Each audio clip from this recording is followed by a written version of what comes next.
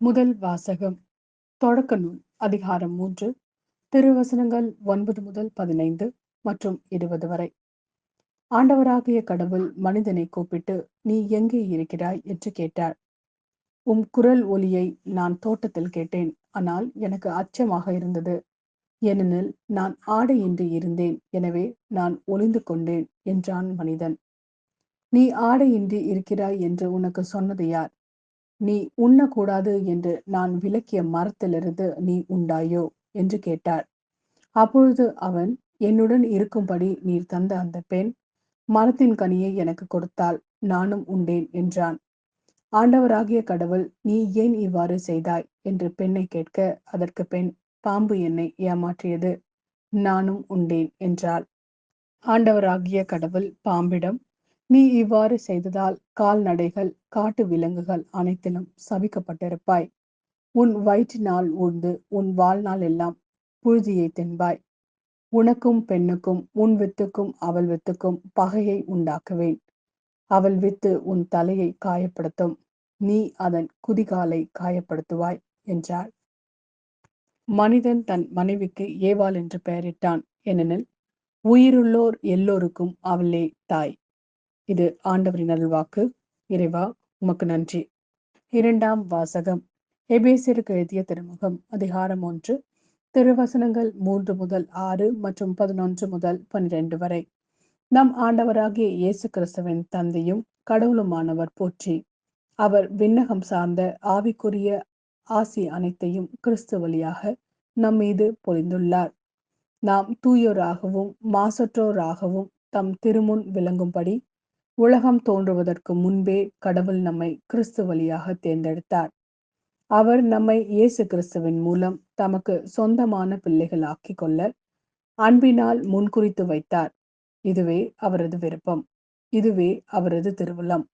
இவ்வாறு நம் அன்பார்ந்த மகன் வழியாக நம் மீது ஒப்புயர்வற்ற அருளை பொழிந்தருளியதால் அவரது புகழை பாடுகிறோம்.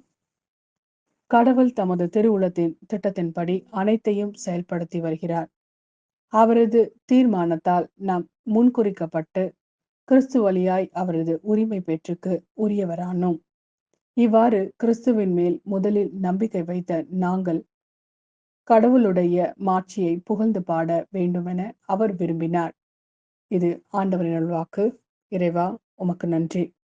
லூக்கா எழுதிய நற்செய்தி அதிகாரம் 1 திருவசனங்கள் 26 முதல் 38 வரை.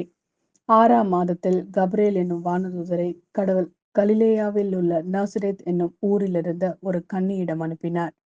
அவர் தாவீது குடும்பத்தினராகிய யோசேப்பு என்னும் பெயருடைய ஒருவருக்கு மனம் ஒப்பந்தமானவர்.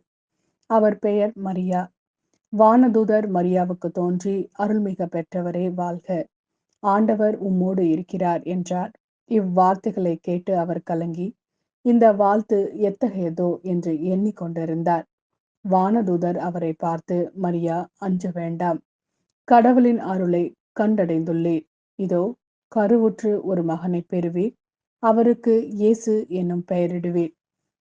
அவர் பெரியவராய் இருப்பார், உன்னத கடவுளின் மகன் எனப்படுவார். அவருடைய தந்தை தாவீதின் அரியணையை ஆண்டவராகிய கடவுள் அவருக்கு அளிப்பார்.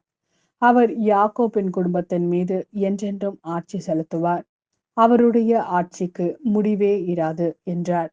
அதற்கு மரியா வானதூதரிடம், இது எப்படி நிகழும், நான் கன்னி ஆயிற்றே என்றார். வானதூதர் அவரிடம், தூய ஆவி உம்மீது வரும், உன்னத கடவுளின் வல்லமை உம்மேல் நிழலிடும். ஆதலால் உம்மிடம் பிறக்க போகும் குழந்தை தூயது. அக்குழந்தை இறைமகன் எனப்படும். உறவினராகிய எலிசபெத்தும் தம் முதிர்ந்த வயதில் ஒரு மகனை கருத்தரித்திருக்கிறார்.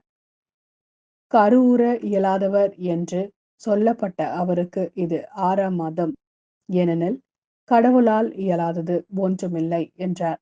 பின்னர் மரியா, நான் ஆண்டவரின் அடிமை, உம் சொற்படியே எனக்கு நிகழட்டும் என்றார். அப்பொழுது வானதூதர் அவரை விட்டு அகன்றார்.